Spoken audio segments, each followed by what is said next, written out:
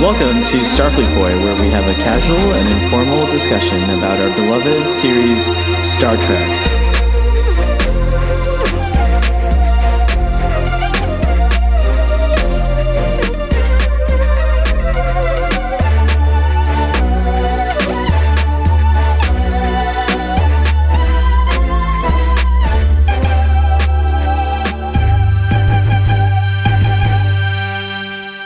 One, two, three, clap. 1, 2, 3, clap. 1, 2, 3, clap. Merry, happy holiday Christmas time. We're back on another exciting episode of Starfleet, where we have a casual and informal conversation about Star Trek. Today we are focused on Star Trek: The Next Generation's episode 8, season 7, Attached. Sean, I woke up this morning with a little... I woke up this morning with a little thing in my neck, on the back of my neck, and now I can hear all your thoughts. That would be fucking strange. It would be really strange. Especially since you are... Wow, that's really good for our ASMR audience, but it looked kind of weird. What were you licking? What is that, yogurt? Yogurt. What kind of yogurt is that? Actually, this is strawberry and vanilla yogurt. We're gonna quickly get out of the way that there was a cool new teaser that dropped for Star Trek Picard. Since we're talking about, and currently as we speak, there's a TV line with high Hugh. Resolution. They revealed Hugh, what he looks like. He looks pretty cool, I thought. What did you think? Pretty cool. I think he looks pretty cool. Yeah. A lot of people are saying that the face, removing tech should be better because it's the 25th century or almost. But I think it makes sense. Sometimes you need those little nubs to keep on, because Seven for whatever reason. Keeps in a lot of the things because the EMH says you need to keep them in order to keep functioning. A lot of them are connected with her body. And still help her function, but also we don't know if Hugh was repaired or helped by Federation. Maybe this was a home it could have been a hack job. Yeah, it could have been a hack job. Yeah, it's true. 7 meets 3 other Borg drones that were kind of just done by someone else, and they're all. Isn't that Ikeb or Ikeb or whatever? No, I'm not talking about Ikeb. I'm talking about other characters. Icheb, other who I haven't characters met yet in my Voyager journey. These characters only stay around for 1 episode, but they're visually, not very well repaired. Right. And yeah.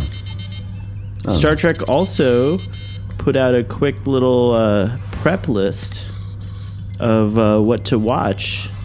Star Trek Twitter suggested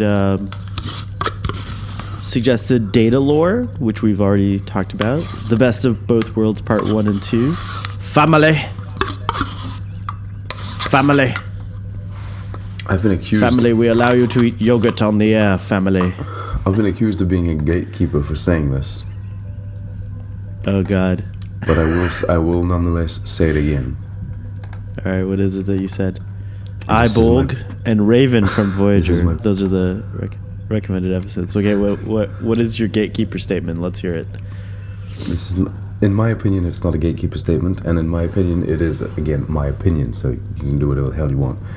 I think there is no short list or shortcut to watching Star Trek Picard. I think that this show seems to be made for people that have invested a lot of time in Star Trek and that have invested a lot of time in the characters that we're going to see on screen.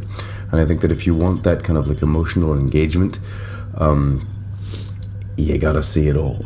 But I think the show will also be made for new fans so that you don't have to try and do a shortcut. You can just come in and watch it.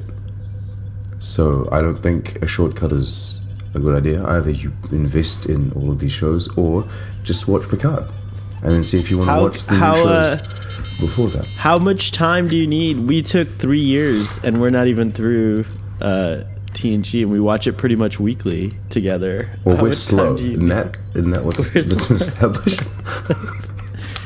I think you're just expressing an opinion, and we thank you think so for too. it. I don't think you're keeping any gates. You're not saying you shouldn't watch Picard if you haven't seen look. TNG. You're not making a hard stop. You're not speaking in absolutes. I made my like the, channel for new fans to try and help them get into Star Trek because it's very complicated and often it's very intimidating.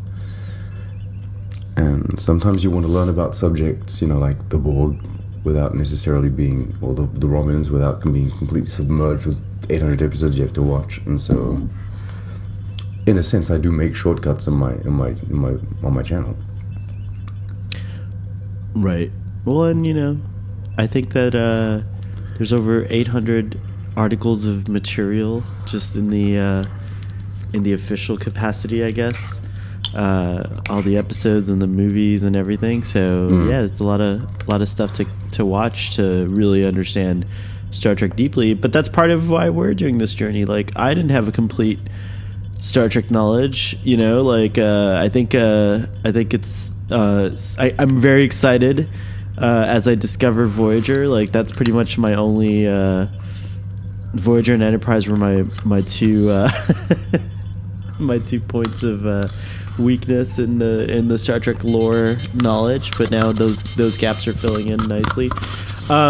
Hey, you know what? Like, it is nice if you have the time to watch a series completely. Wow, it's like worse than vegetable chopping. I miss Gary. Really, so distracting.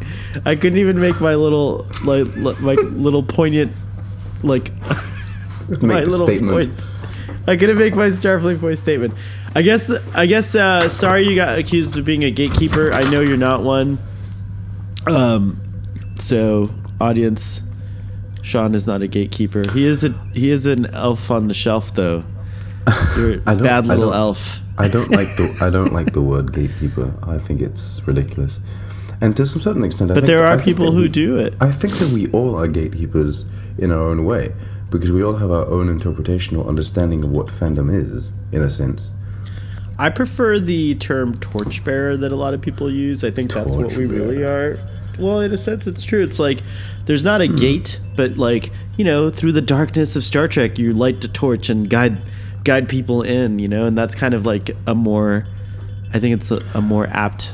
I think it depends on the way people say things as well, and you also got to keep an open mind. Like, I read a tweet about a father with his little girl at a convention or whatever, and this guy was being all like, because the little girl only saw the newest iteration of whatever show it was, Doctor Who or whatever, and there was a dude in the queue saying, but you have to see all the other Doctor Who's that came before, you can't just watch the newest one. And I mean, you can take that both ways. You can take that like, yeah, the dude's being an asshole because he's kind of forcing you to invest more and what have you, and you don't necessarily need to. But there's also this other thing where it is interesting to see the legacy, and like talking about Star Trek, if you only watch Discovery, that's fine, but if I tell you to go back and watch the original series of The Next Generation, it's out of passion, and it's out of love for those shows, and it's because those shows were very important and very impactful in the era in which they were created. It's not to kind of shame you or anything. It's just, and then again, it's always just an opinion. You can tell me to go fuck myself and not go watch the shows if you don't want to.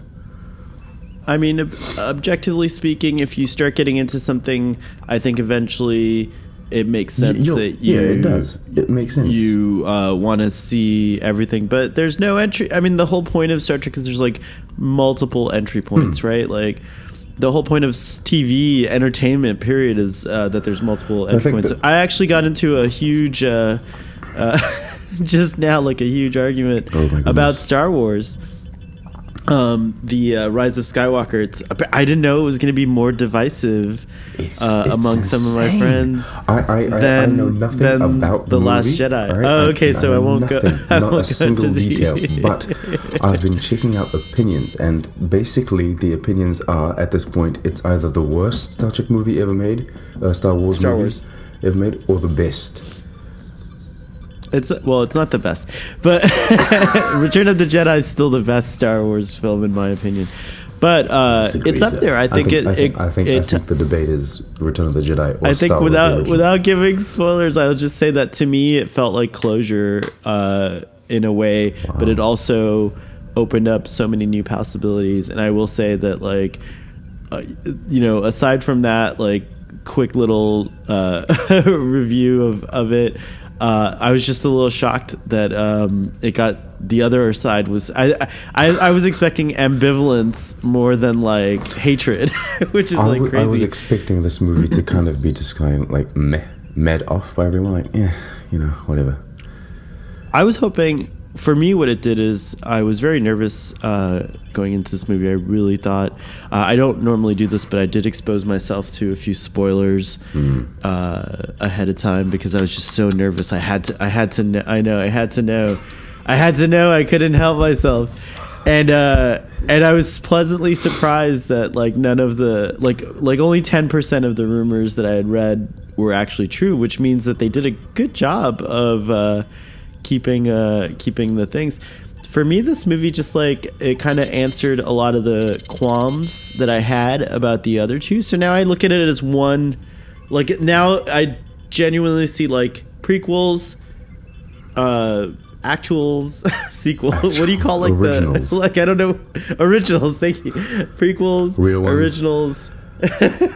And sequels. So now I see them as these three, like a trilogy within a trilogy, if you will, right? Like, you know what I'm saying? Like, so it makes sense to me. I think that in just like the prequels started to have, when the kids who started watching those grew up, they now have like kind of a fierce love for the prequels because that was their childhood. That's insane. I think the people. That's crazy. No, but it's great. I think it's great. About that because we were talking. I'm sorry. I'm going to interrupt. I'm going to just do a parentheses on what you're saying here. I was talking to my brother, and we were talking about the new Star Warses and how they're not like the first two of the sequels don't really feel connected.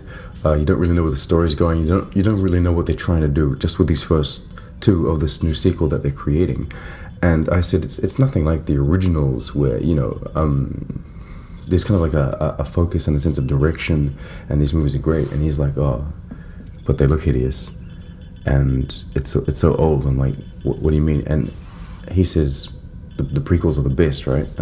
And he says this legit, no questions asked.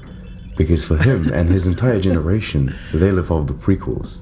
They live off the droids and the pod racing and all of that. That is them. Yeah, entirely. it's very meaningful. That's their Lego. That's the toys that they had.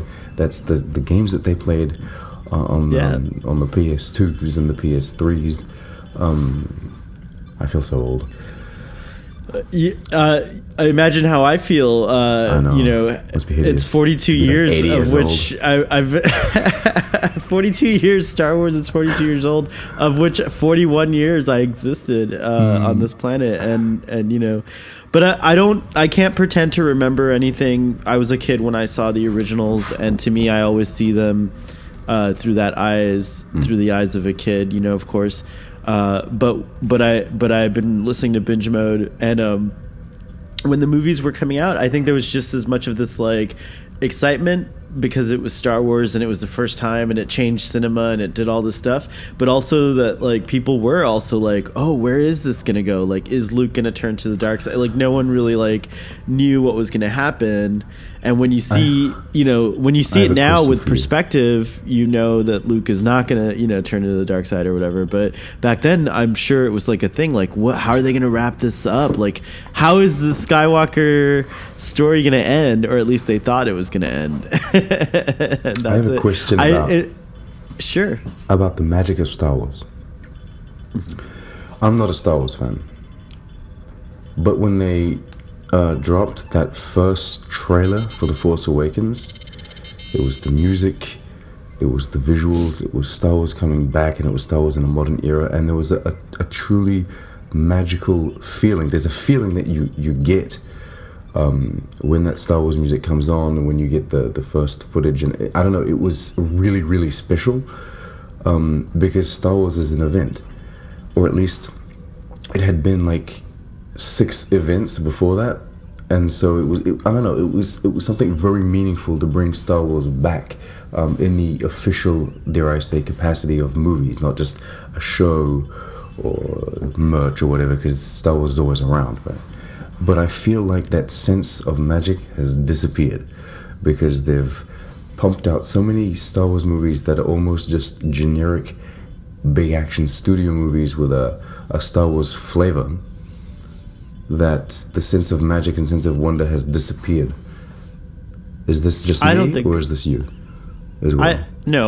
I think that that's fair. I think that a lot of people do feel that way, but I felt worried that I was going to feel that way, but watching this movie made me put it all into perspective for me. Okay. And I truly see it as Star Wars for the next generation. I enjoyed it, actually, from just like an entertainment standpoint. It's not my favorite Star Wars, but it's also not the worst one. It actually, right now, I'm very fascinated. I want to go see it again. There's like so many things that tie in. This last movie, sorry, these are light spoilers, but it ties in, I think, everything in a nice way. Like everything from the prequels all the way to this new era. And again, you're going to disagree with some of the choices, like, you know, maybe. George Lucas, not necessarily you. I'm just saying you, like in like people are going to disagree with some of the choices. There's some things that no, but like, yeah, I mean, you're right. You're very disagreeable. No, I'm just kidding. But I guess to wrap it all up, I'm still parsing it out. To me right now, though, like I'm a fan of endings, and I feel like this really told a great kind of ending for this third set. So I love Return of the Jedi. It's my favorite. It's the best ending, I think, still. And Revenge of the Sith is high up, but this actually feels right now. I mean, this could change. I mean, I'm a little hype right now, right? But right now, this is like even better than Revenge of the Sith for me. So I really liked it a lot. And on that note, do you want to give the summary for Attached, or shall I do it? You know what? It's very simple. I can do it if you want. Go ahead. And then we can just start talking about it. Go ahead while I decompress about your statement about how this is better than Revenge of the Sith. Maybe it's not. I don't know. I have to think about it. Okay, here's the thing that'll piss you off. Oh, boy. You who are a fan of endings. How do you like this ending in this episode? Oh, it's very interesting. Are we going to skip right to the ending? Let's just talk a little bit about the... I mean, I love the ending to this episode. Does it not frustrate you? To me, this is... It's just very frustrating. Does it not hurt you in the deepest part of your soul? Babale. What if we tried? No. Let's explore our feelings. No. She's like afraid to. It's interesting. And then they do explore them in an alternate universe where they get married and divorced. So, hey. We know that. We know how that turns out. Dr. Crusher and Captain Picard are having breakfast, and it's some kind of fancy schmancy breakfast that Dr. Crusher has replicated for them. How is it that, you know, you're a baker, a cook, right? You cook as well, right? No. How do you feel about replicators? They're a strange piece of take, aren't they? But like, what would you do? Would you have a replicator in your house for food, or would you still cook? You would. I would have the replicator in the house. Wife on the Tube says that she would replicate the ingredients, but still cook herself. Oh, hey. That's really clever. That's really great. She would replicate all of these fresh fruits and vegetables and whatever. Well, they wouldn't be meats. fresh, right? Would they be fresh? Well, they would be ripe at least. Would they? They would be perfect. Almost. They would be like the same. They would be. It's this as you would want it, I would suppose. Right.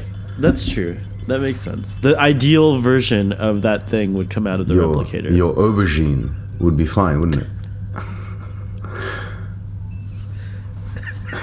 So fancy. So fancy. I haven't thought about aubergine since I used to watch Gordon Ramsay. Oh, really? Yeah, I love Gordon Ramsay. He's a hero. What happens if you say, replicator, one spiky aubergine, please? A spiky one, right? Anyway, wow. They come with bumps, I think. Well, anyways, so they're having tea and they're discussing the what are they called? The Prit? No, the Kiss and the Kesprit. Prit. Yeah. But they're called the Kesprit. That's the Kesprit, whatever planet the or whatever. desperate Kesprit. The desperate Kesprit. That's a really good way to like. That's exactly what they are. They are desperate to join the Federation, and Jean-Luc is kind of a little bit on the fence about their worthiness to be a Federation member, and Dr. Crusher, of course, she's always kind of giving him the other side, taking the devil's advocate here. She's like, well, what if that had happened if there was like one nation state on Earth that wanted to be independent or whatever, and then he doesn't finish, but they get into a debate that reminded me of the numerous useless debates that we as Trekkies get into about like the Federation and what it means and the Prime Directive and like you'll notice that he also does a very Star Trek, like a very tricky thing. He kind of dismisses her opinion completely. That's a completely different matter. Totally that's a completely different matter, Beverly. You don't know you haven't seen Star Trek Voyager. You don't know what you're talking about. # not my canon. Is Picard a gatekeeper? Anyway, he would most definitely be. In this episode, he's a gatekeeper to the Federation, and so is Riker. Yeah. Oh, this is a Riker episode. I know it's a Picard. And Beverly, but it's got that Riker. It was definitely directed by Jonathan Frakes, and he was very prominent in it as well, which is very cool. I was like it when in this episode. It was pretty great. Yeah. Anyway, so they prepare to beam down. They're gonna go and have this diplomatic, meeting, but their transporter beam is hijacked, which I didn't know you could do. So they were hijacked and transported into a dungeon, and they wake up with these implants on the back of their necks, reminiscent of a technological version of the little season 1 spiky neck thing. Anyways, at first they're like, oh, I wonder what these do, and as they try to find ways to escape, they realize they could start hearing each other's thoughts. And so I forget, how did they get the information? It was the secret operative, right? Like that. Well, so they've been captured by the Prit. The Prit. Who are very militaristic and kind of different. Who are basically the enemies of the state of the Kiss. Of the Kiss, right? And so this is a Prit person. He's like a Prit civilian, but he's a Kiss operative. Basically, he's working for the Kiss. He's a spy. That's right. That the Kiss have employed, right? And so they're using this guy, among others, to kind of free them. Apparently, a whole village. There's a whole village that's like a Kess underground. I mean, like a plant. He seems to imply that that there's like a whole town or something that's kind of just all of these kind of Prit people pretending to be Kiss people or whatever, or Kiss people pretending to be Prit people working for Kiss people. I don't know. That would be like if they have real big problems. They're really paranoid. Anyways, they make their way out of the prison and they start going through these caves and they have an adventure together. And again, their bond is getting tighter, and they start to figure out, oh yeah, we can totally hear each other's thoughts. And at first it's like really fun or delightful, but they also remark at how intimate it is, and boy does it get intimate. Anyways, as they go through these caves and make it out into the open, they're camping out one night, and that's when Picard confesses basically that he's had feelings for Beverly all along, but that he was embarrassed about them because Jack Crusher, the late Jack Crusher, was his best friend. Which, by the way, I didn't realize that. Like, I kind of like forgot that they were best friends.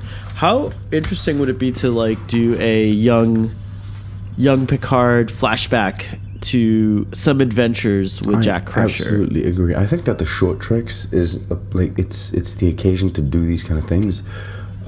Show us a young Jack, a young Beverly, and a young Picard just chilling.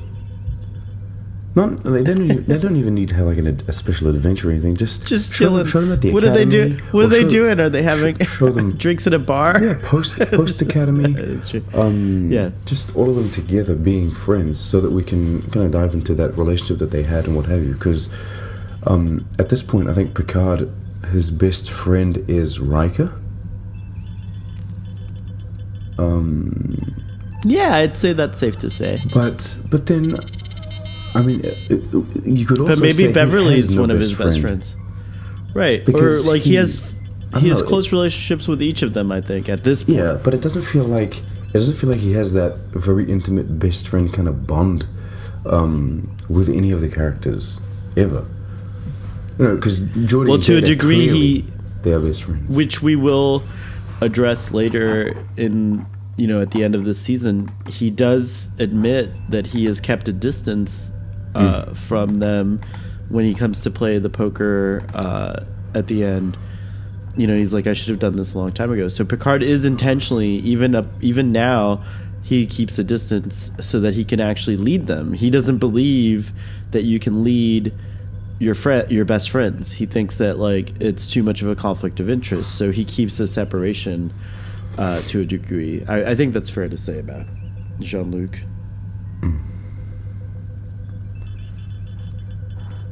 Anyways, they have this moment where Beverly finds out about his true feelings, and she just kind of like is processing it and goes to sleep, and he goes to sleep, and we're all kind of left like, whoa, something we always knew, but that hadn't been actually said.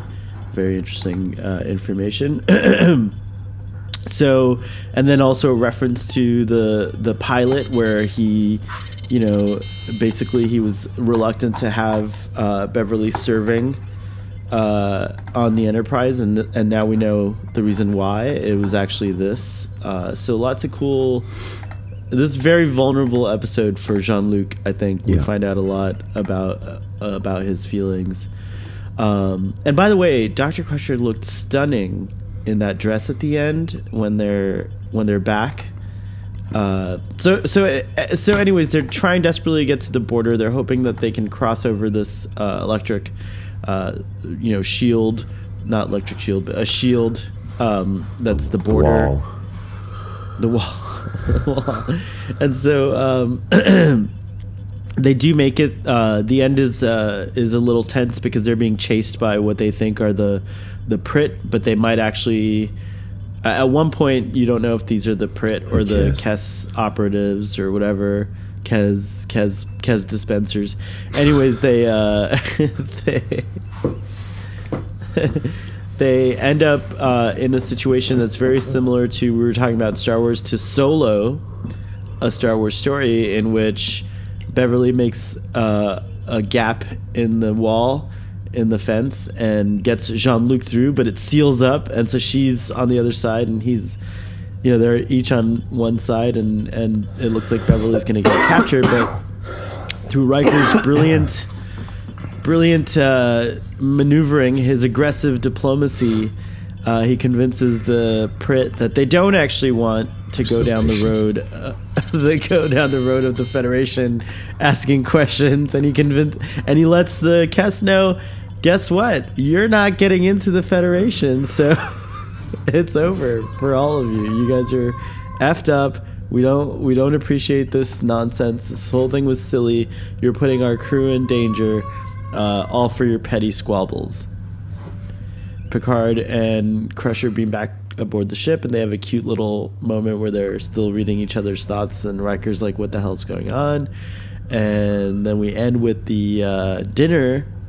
They had a dinner together to kind of decompress, I guess, and think about all these things. And that's when Jean-Luc sits down. By the way, what did you think of his moves? I thought he was very smooth in that moment. It was very, very good, very endearing. I thought it was it's really cute.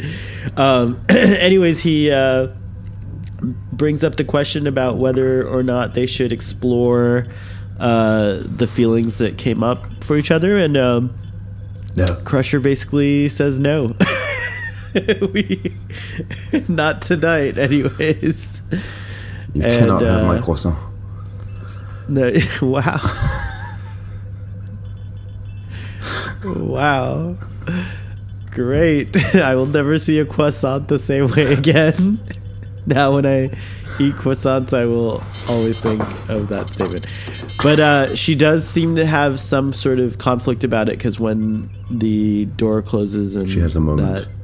She has a moment. And then you have a beautiful closing shot of Jean-Luc standing there.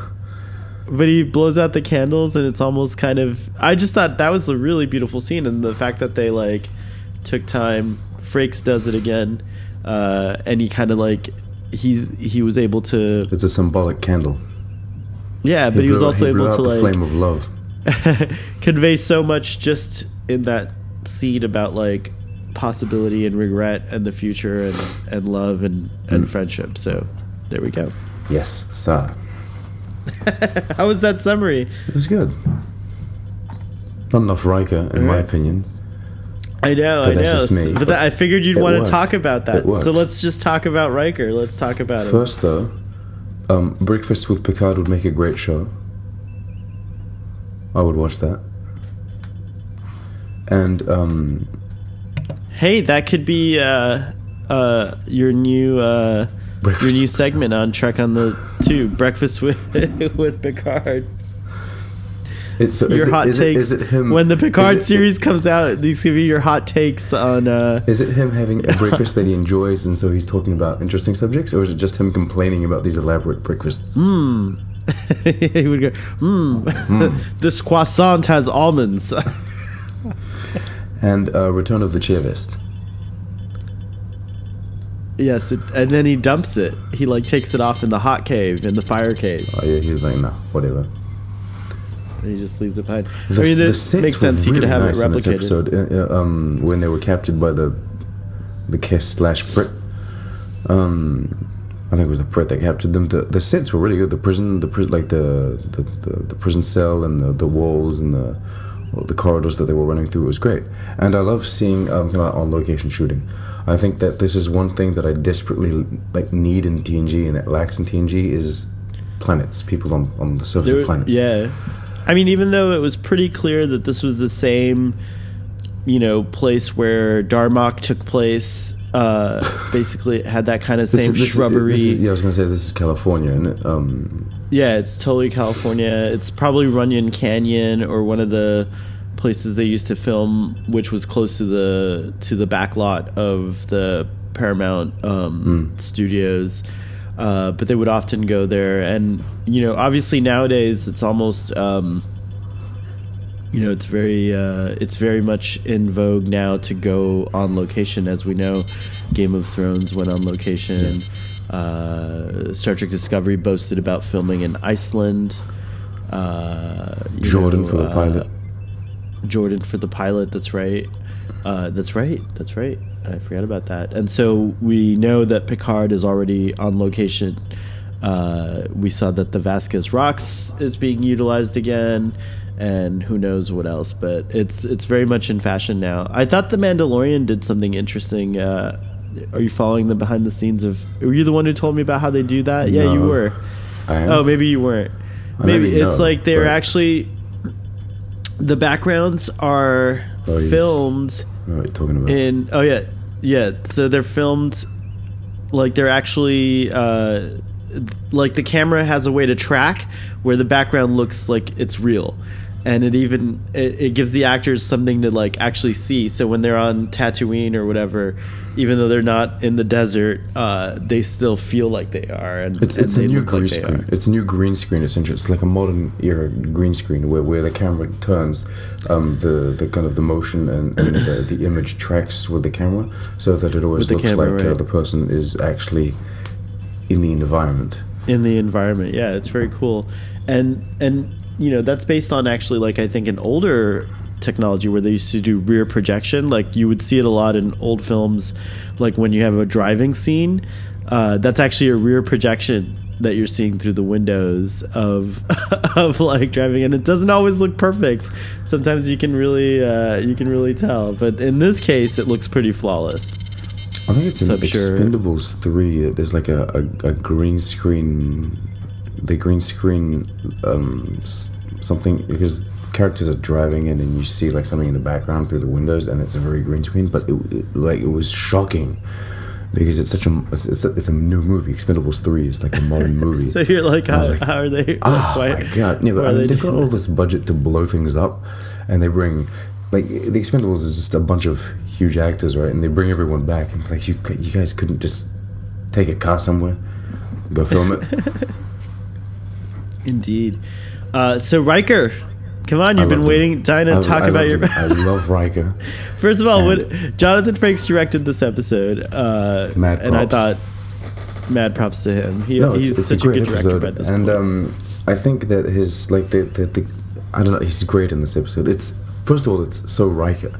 He didn't make himself more of this or less of this because he was directing or anything. It's very purely Riker, but he's so patient the way he deals with these people, and I love the way he has like his own speech. He has this Picard moment, kind of like where he stands up and he says, "This is how my reports will go," or something like this. La la la la la. Desperate, attention-seeking, whatever's, and then that final moment where he's like, "Take all this junk with you."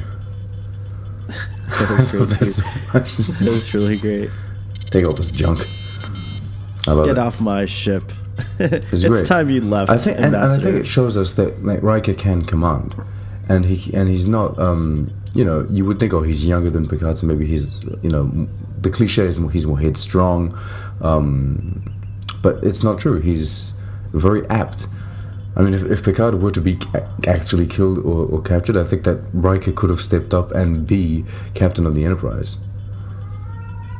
You know Oh, what? yeah, You know what? 100%. We talk about Star Trek Picard the show, and so I'm going to relate this back to the Best of Both Worlds. Picard gets captured by the Borg. It could have been interesting to have a moment there throughout the season where Riker was in command before bringing Picard back. Just to see, because I think he's absolutely capable of being captain. A modern show Today- a modern show A modern show would have totally done it. It would have been, at least for 4 or 5 episodes, in this we would have had. in this 7th season, maybe the modern show would have even made Picard an admiral somewhere and kept on following the ship with Riker, Riker. perhaps. Yeah, it's true. It's possible that could have happened, but it would have been very interesting because the events in Family would have been even more of a payoff, because that's what would have probably been going on while Riker's leading the ship.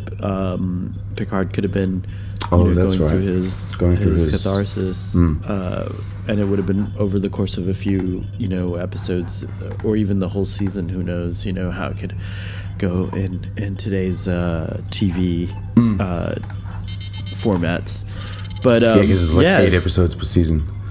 Are you finished with The Expanse? I have seen Season 6 4? out of the 10 episodes. Are you loving it? I am all over it. I'm loving it. It's all You're like in fantastic. complete heaven, I right? maintain that the visual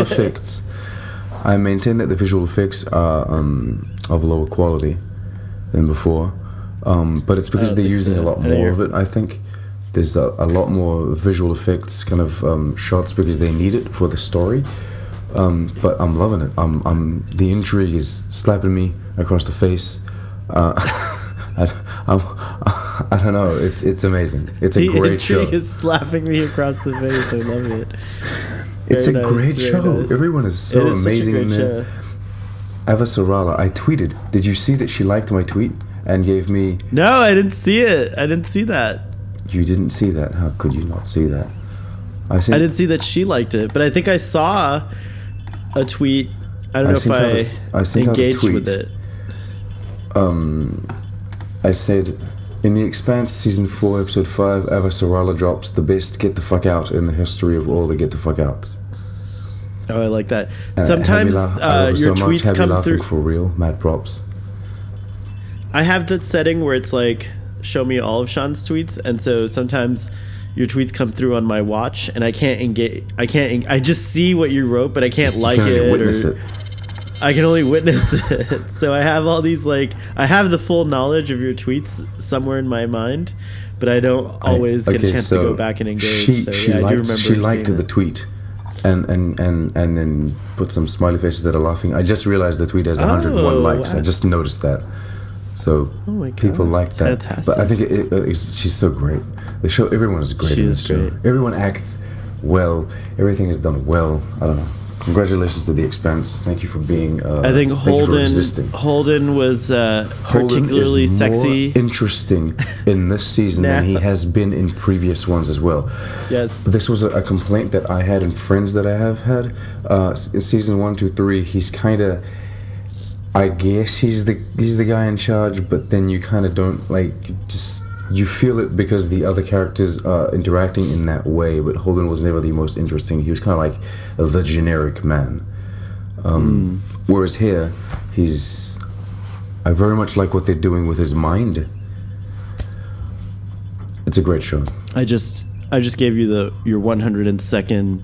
Oh yes. Like on that on that tweet.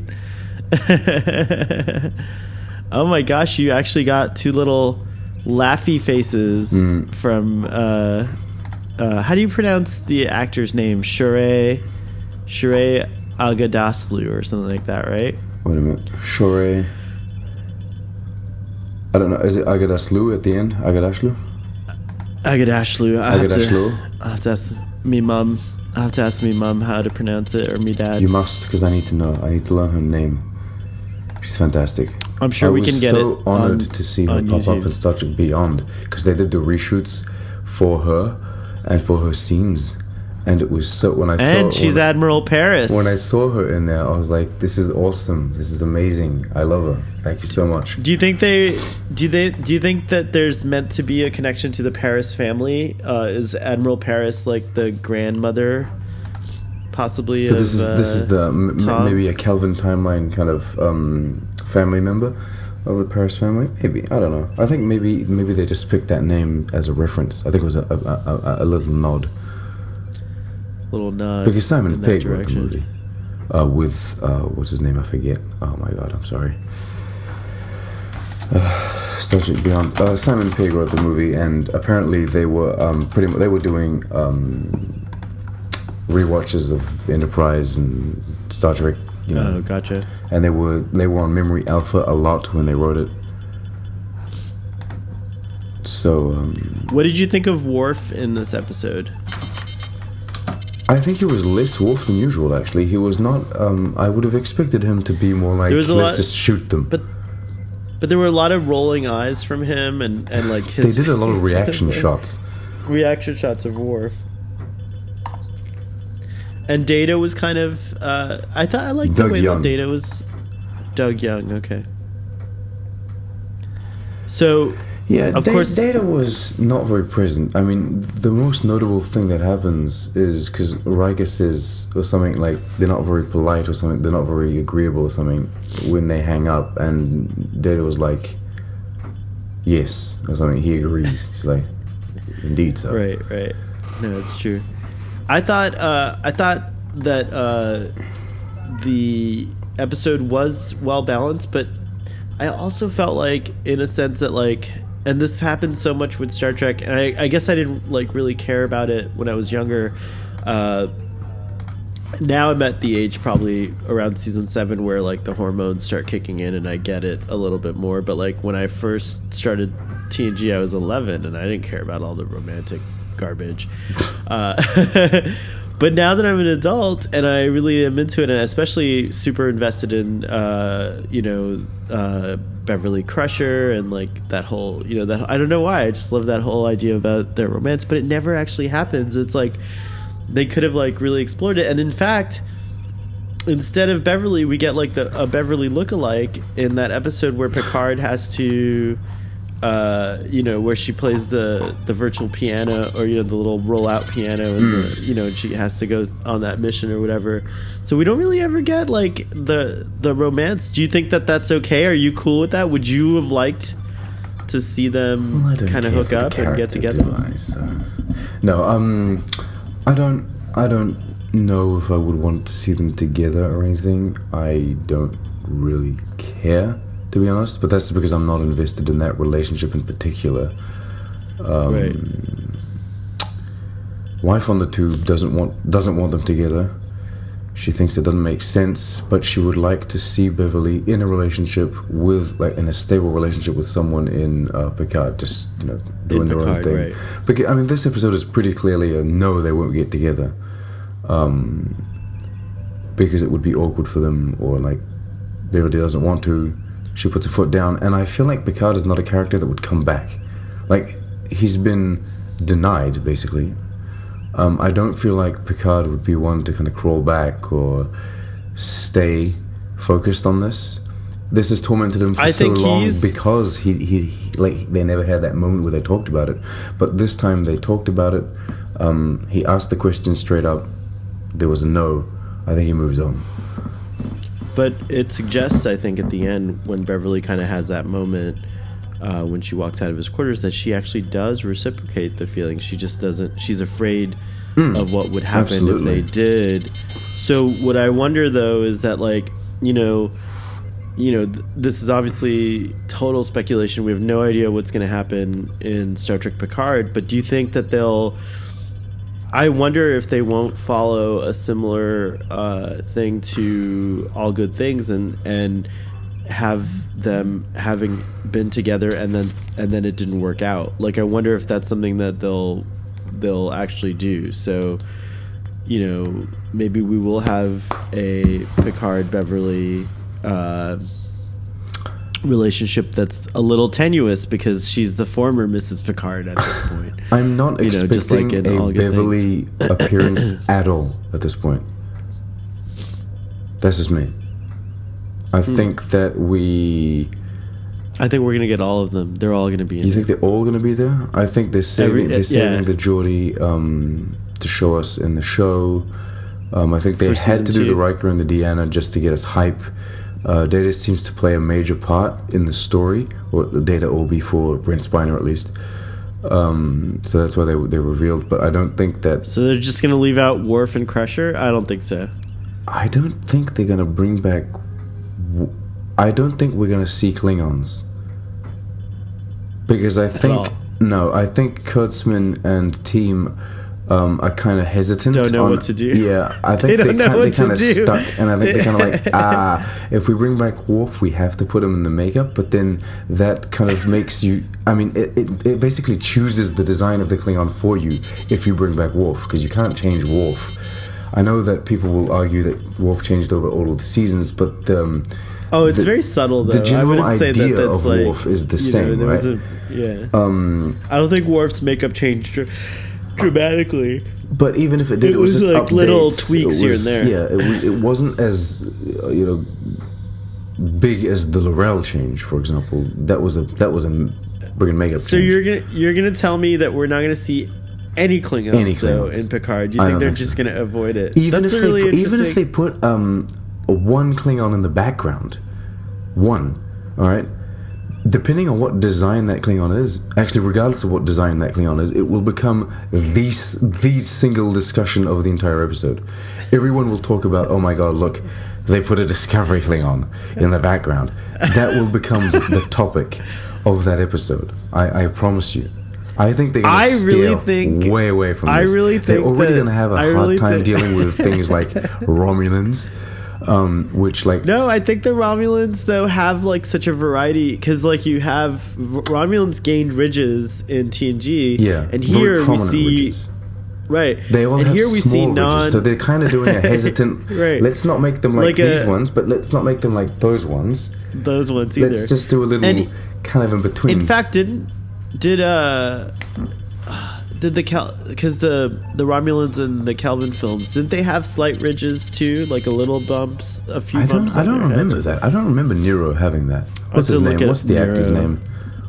name? Eric Bana, who's great. Yeah, Eric Bana. I don't remember having him having the ridges. He had all the tattoos. Maybe it's the tattoos that confuse me. It's all the tattoos. Oh You're yeah, it confusing doesn't tattoos and it ridges. doesn't appear like. Yeah, those tattoos are pretty cool. He yeah. doesn't have ridges per se, but he has. I don't know if that's just how Eric Bana naturally looks, but his brow is. He looks angry. Slightly. He always looks like, angry. Yeah, he does always look angry. But he's pretty pissed. He's a pissed off guy. Nero dude. is always angry. That makes sense. He's been, brooding in his anger for like past 20 years too, waiting for Spock to arrive. You kill my planet.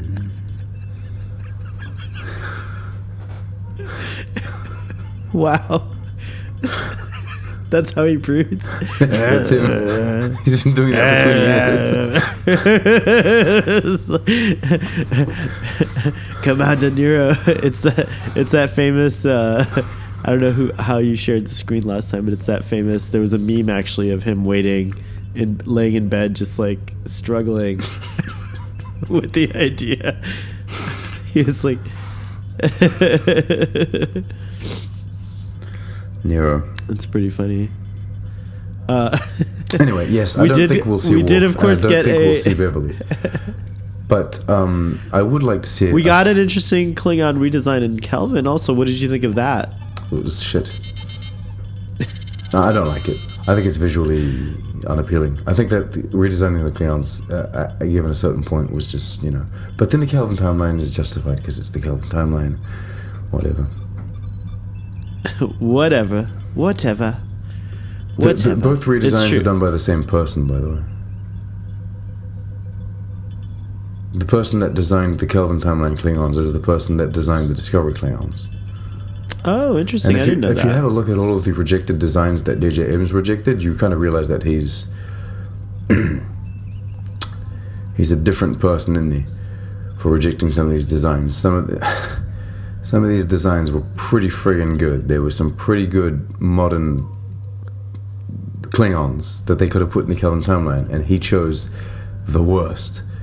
He went for the I would have loved to have ugliest. seen these rejected designs. You know what? J.J. Abrams picking the worst looking Klingon, does it make you feel like you could have had the cutest droid, like an even cuter droid than BB-8? I don't know. BB-8's pretty cute. Yeah, I know, but I mean, the decision making. And there's some really cute characters in this latest Star Wars as well. I think there's some good merchandising opportunities, but nothing tops the little baby Yoda, Riker, in my opinion. Little baby Riker. Little baby Riker. All right. Beverly wants to add variety to the breakfast kind of menu here, but Picard's all like, no. Denied. And she was going to do a Vulcan dish next. So she says coffee and croissant from now on, and he's all like, I approve. And I must say, and I will say this, café croissant is the most French of all of the breakfasts. People in France, they drink their coffee, they eat their croissant. Le petit déjeuner. Most of them, once they get to work, will continue drinking the coffee, but now have a smoke. That is it. That is the French way. Do you imagine if Picard actually smoked cigarettes? Like he would replicate his cigarette and just smoke it. I've been dying to do this for 7 years. He saves it for like breakfast without Beverly. Like the one day that she doesn't come around, he's like, yes, I can smoke my cigarette. Do they have breakfast every day together? It looks like they do. At this point, it's like become a tradition since like what, So season 5? they don't have conflicting schedules. Like they start at the same time, or does like Picard just not care when she goes to work, and he's like, you'll follow my schedule. Let's see what Memory Alpha says about this. I'm actually curious now. I love how Riker just calls the guy on the planet. He calls like, what is it, the prime minister or the president or whatever. He calls like the leader of that state. Just calls them. And then he's like, "Are you on a secured line?" Right? Like this is like I won't take this. These people like, aren't even prepared. Data explains to him that these people aren't prepared for outside world contact. Right? Basically, these guys only contact each other on the surface of the planet. Right. They know they're aware that people are doing space travel, but they don't talk to the people in space. And then Riker drops a call. Hello. we need to find our people. Dudes are like, what? In the continuity section of Memory Alpha for this episode, it says, "This is the first of 2 episodes in the last season of Star Trek The Next Generation. The other is Bloodlines, to be written by Nicholas Sagan, son of the famous astronomer Carl Sagan." I actually wondered that when I saw that. And subsequently a writer for Star Trek Voyager. So Carl Sagan's son writes for Star Trek. I had no idea. That's a really Sagans. cool thing to find out. Yeah. That's awesome. The prospect of... Yeah, that's pretty awesome. The prospect of romance between Dr. Crusher and Captain Picard is further explored in the finale, All Good Things, which... Why is it never explored in between there? You know, like, I don't know. I think this should have been explored sooner. This is the last episode of the series to feature Picard's jacket uniform. Oh, the chair vest is gone. He threw it in the desert. To that end, Picard is seen discarding the jacket in the cave, so he doesn't replicate a new one. Sir Patrick Stewart threw it away. He threw it away. Enough with this chair vest. Everyone thinks that he forgot it on set, so on location. So when they left, oh damn it, we forgot the vest. What he did is he hid it. He didn't want to see it anymore. Like, nah, fuck this chair vest. Crusher's fear of heights was also mentioned in Chain of Command Part 1. That's a thing. Was it not referenced in other things? Because I feel like I've known that Crusher's got a fear of heights for a while. I don't remember it from that other episode, actually, to be honest, that she mentions it. But hey, one of Kess's ambassador's aides is wearing an armband which has the insignia of a rear admiral from the first iteration of the flag officer's uniform on it. That's interesting. I'm getting too hot in this. Your hat. Oh my Ooh, look at that. Folks, he's just stripped. Trek on the Tube just gave us a show. He just gave us a little show. Oh my god. The Christmas spirit is keeping me too hot. Is it warm in the apartment or warm in Montreal? No, it's not warm in Montreal. Or in the home? It's not warm in Montreal. It's snowing, right? It's not necessarily snowing, but we're getting minus 20s. But then everyone talks about the real feel, like the wind factor, the chill factor, whatever it is, which is like feel much colder. Yeah, which is like minus 35. But I talk in Celsius here. I don't talk in your Fahrenheits. Right. That's okay. We can translate it. Siri can tell us. Oh, okay. A close-up insert shot of the science stations on the bridge of the Enterprise in the episode is a stock shot from the Vengeance Factor. And the missing Dr. Crusher can be seen reflected through the console's glass screen pressing controls. Oh, that's interesting. You can actually see Dr. Crusher in a shot because they reused it. That's very cool. Picard explains that every member of the Federation as of 2370 has entered as a unified world. We didn't talk about that, but that's interesting too. I guess we did talk about it a little bit in the beginning. That makes sense. I think Geordi does not appear in this episode. No, he doesn't. That's very true. Yeah. But I think it should be a requirement. Like, you should be a united world. You should present as a united front. You can have kind of political, maybe social issues, I guess, because not everything can be perfect. Right. But you at least have to have one united government, leading your country. Because I think a lot of I don't think Bajorans have necessarily factions, but I think the Bajoran people, they're very divided in how they interpret, or how they want to deal with the whole Cardassian situation, how they want to lead the country, because they had all of these kind of resistance groups before, and they have these spiritual leaders, but they still presented a united front. They were still the Bajoran people from Bajor. Right, it's true. That is true. Good point. And even them, it takes them a while before they gain entry into the Federation. Well, that's because Sisko's mucking about. Process. All right, cool. So that's all that they had on Memory Alpha for this. Shall we give it our ratings, sir? This quickie? Yes, we can. It wasn't that quick, was it? It wasn't that quick. It was a good discussion. We had a little Picard and Star Wars, 15 minutes of that. So yeah, fair enough. of course. I give this episode a 7. I think that it falls short of a 10 for me, even though it's a really, so it falls short of a 10, moment. It goes to a 7. I guess it's 7. It falls short of an 8 or even a 9 for me.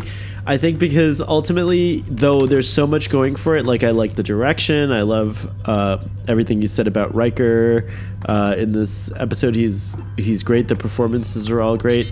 To me, it just feels like it's an episode that brings up a big deal, and then it's never really explored any further. And so it's just kind of like one of those like deflated tires, if you will, or a deflated balloon. In a sense. So I like it. So the bulk of that 7 points goes strictly to the production and the performances, and the story too. Great job writing a pretty neat, intimate story about Picard and Beverly there, Nicholas Sagan. But just like not anyone's particular fault. Just the episode's not one that I go back and watch over and over again. It doesn't really like. It hurts you. It hurts you that she says no. It's true. It hurts me a little. How about yourself? What are you going to give this episode? I'm going to give it a 7 as well. Oh, wow. I'm going to give it a 7, but for the entire opposite. You give it a 7 coming down because you're like, oh my goodness, it's not as good as I want it to be. Well, I'm going up. Well, this is an episode about Beverly and Picard's relationship. It's about their relationship, and I care about it. Whereas traditionally, I don't really care about the relationship or where they try to make it go. But I think that this episode is interesting because it really is the conclusion, or kind of the closure, or the question answered to. This is something that we've known. Like every fan, I suppose, or every person that's been watching this show knows at this point that there was a thing. Picard had a thing for her, but it went unsaid. But now this addresses it, and I think, so it's a 7, but going up. Well done. Well done. Anything you got to promote this week, Mr. On the Tube? Tell our audience what's going on. Ooh. And I'm working on the Girl Who Made the Stars review, which will be a lot shorter than the Ephraim and Dot review. My Ephraim and Dot review is very long. But it's because it's an Easter egg episode, so you have to talk about it. And there was the continuity, and I did something special in that episode. Oh, I can't wait to see. Well, Ephraim and Dot. I did the. Oh no! I thought. Sorry, I got confused, and I thought you were talking about. The you did do something special. I love the Canon Cop. He's approved. I kind of. Maybe I'm glad you can't read my mind about the Canon Cop. I think your LGBTQ audience may be really into the Canon Cop. I don't know, that leather. You look just like, it's like the leather. Yeah, he might be gay. I think the next iteration of the... We might have to ask him. Hey, he's the Canon Cop. You have to ask him. The next iteration of the Canon Cop, I think, should have a leather jacket.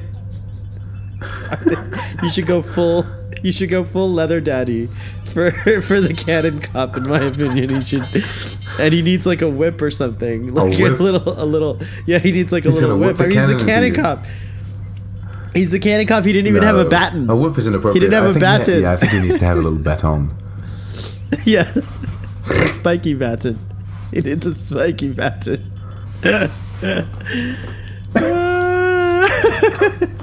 Yes, so go check out Might have to ask him one day about his sexuality.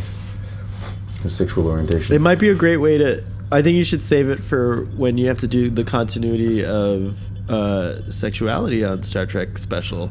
And the canon has to come... The canon cop has to come in and correct some of these ideas. Some of the ideas that we have. It might be interesting. Anyways, so yeah, may have been made cool in Discovery, but people were gay before Discovery in Star Trek.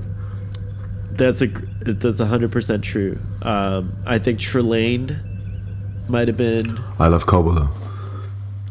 What? I love Culber though. He's awesome. Culber, he is awesome. Wow, nice squeezing in all the things into the end there. Audience, we'd like to thank you once again for participating and watching our little discussion. We'd love to know what you think about any of the things that we talked about today, so please leave a comment below. I don't do this enough. I have a script for the beginning, but I don't have a script for the ending, so I gotta start practicing a little bit more. If you like this video, unlike if you don't like this video, or just don't not like it. I don't know, whatever. Please subscribe, and we'll see you next time. Live long and prosper, Sean. Live long and prosper, Captain. Oh, before my God. One more thing. You just screamed in the ears of the listeners. Gary's not here on this episode. I couldn't do this a little later, so our timing didn't work out, but I got this wonderful gift in the mail, and I just want to say thank you to Gary, and I have to show off because this is the coolest. In fact, this is what should have been on my... It's too heavy, though. This is a Captain Kirk bobblehead? He's, in the process of transporting, too. He's, beaming. Oh, I could have left it there. This bobblehead could have been there the whole time. Could have been bobbling the whole time. That's amazing. Gary is the best. Gary always sends out gifts. He does, and he's so wonderful. I also got a gift from Gary.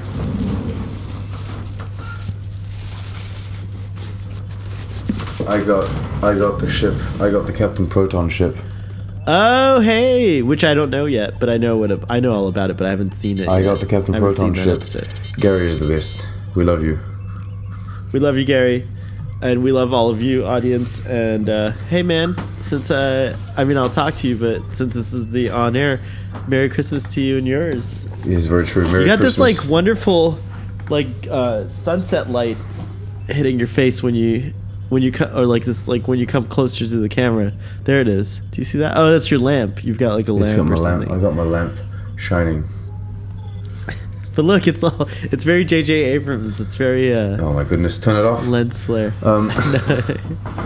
So yeah, Merry Christmas to you and yours, my friend. Merry Christmas to you. Merry Christmas to the audience, and Happy Holidays, because not everyone celebrates Christmas. So even though I do, we do. I recognize that. Yeah, I celebrate everything. It's all well, good. Christmas is a thing that we celebrate because wife on the tube is Muslim, and I am nothing, and yet we still celebrate Christmas because it's fun. I am nothing. I am nothing. I am nothing. I am agnostic. No, Christmas is fun. Christmas is it's fun. not necessarily attached to any kind of spiritual belief here. This is just it's a time of thankfulness and giving and kindness. And Doctor Who suggests that Christmas goes on to be a thing similar to what you just said all across the galaxy. In fact, I love that. I love that. That would be amazing. That would be, imagine Klingon Christmas. A lot of blood wine. A lot of blood wine. That would be awesome. That's so great. Blood nog. It would be blood nog, actually. What are your holiday traditions that you keep in the family? Do you guys do anything like make mulled wine or gingerbread cookies or any kind of special traditions we have to start making our own traditions, because now that we live alone far away from our respective families and everything. We have no traditions of our own, so we need to start making traditions with Baby on the Tube. Very nice. Very exciting. Mm. Cool. Well, I'm happy to be a part of your... I feel like this is the third time we've had or second time at least that we've done the hat, which you couldn't keep on till the end. Oh, I got two. A Christmas edition. So it's but really nice. Now I've got my headphones. All right. I'm turning it off. We're leaving this conversation, audience, with Sean and a big fuzzy ball hitting his face. All right. What? Good night.